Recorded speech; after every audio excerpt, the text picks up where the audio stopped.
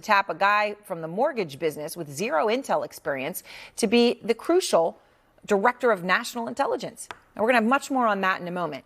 They're also, though, extremely frustrated about his $1.8 billion defense fund for his allies. So much so that they stood up on that and they got it killed. And they thought that it was dead. They thought that they had gotten that one to go away. But today, Trump says it could be back in this disturbing exchange with our Caitlin Collins. Mr. President, can you explain why you decided to drop the anti-weaponization fund? So I love it. I think it's so important. People were, this is a victim right here, but not only a victim, he was also a student of it. What happened to great people, great American people, the way they were victimized, the way they were savaged, you're not even going to believe. Some of you will believe it, like CNN will believe it because they knew what was going on. They're crooked as hell. CNN's a very corrupt organization, but with a corrupt reporter standing right there. Never smiles. She never smiles. She's a young, beautiful woman, never smiles. I never see a smile off her face. Just to clarify on what you were asked earlier, is the $1.8 billion DOJ fund dead or is it on hold? It's, I'd have to ask the lawyers. I don't know. I know one thing, the weaponization. But what's your Are you decision talking about the weaponization fund? Yeah, what's your decision? The weaponization fund, as far as I'm concerned, was a beautiful thing.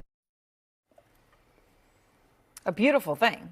Well, that beautiful thing almost derailed his entire domestic agenda because Republicans did not think it was beautiful. They called it, in fact, these are Republican quotes, utterly stupid, morally wrong, a slush fund, and they vowed to, quote, kill it. And they thought that they had, but now you just heard that exchange. It's unsure if the fund is dead, despite what Trump's acting attorney general said under oath. We are not moving forward with the fund. Not moving forward ever. Correct. Well, maybe that's news to the president, right? Not moving forward ever. He was definitive there, but the president now says it's a beautiful thing and he loves it. He's got to see what the lawyers say.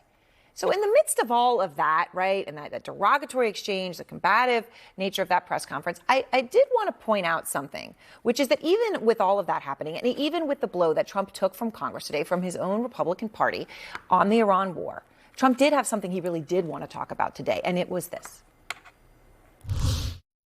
Well, these are, they just had this done. You're getting a first glimpse. A first glimpse. So what is he talking about? Let me just show you. It's a poster of the reflecting pool. And you can see on a nice, big, fancy poster board, comparing it to skyscrapers, the Empire State Building, One World Trade, and what was known as the Sears Tower in Chicago. That is what he wanted to present today. Kristen Holmes is out front live outside the White House. And Kristen, I know you're learning new information tonight about how some inside Trump world are viewing this rebuke from the House tonight, where Trump failed on the Iran war in terms of what he wanted from his own party. Yeah, Aaron, I mean, when I'm talking to these various White House officials and Trump allies, there is a huge amount of concern that this is just the beginning of the pushback from the Republican Party. When you look at that vote, you see 4 Republicans voting with Democrats. Can you imagine a time 6 months ago when you would see 4 Republicans siding with Democrats? No, you can't, because you see the frustration that is mounting within the Republican Party, and they're getting more and more pushback. And the other thing to keep in mind here is when we've been talking to the Trump administration, to various officials, they always believed that if, in fact, Democrats were going to win in November, everything would be grinded to a halt. So they were going to try to squeeze in as much legislation as they possibly could before January, before that new Congress is sworn in. But now you're starting to see pushback on all of these various things, all part of Trump's agenda from his own party. And that's where the real concern is. Can they even govern now when he controls both the House and the Senate? And as you noted, this isn't happening in a vacuum. It's not just about Iran, although I will tell you from the sources I talked to, they are so angry about this war. They are so angry that it is not over.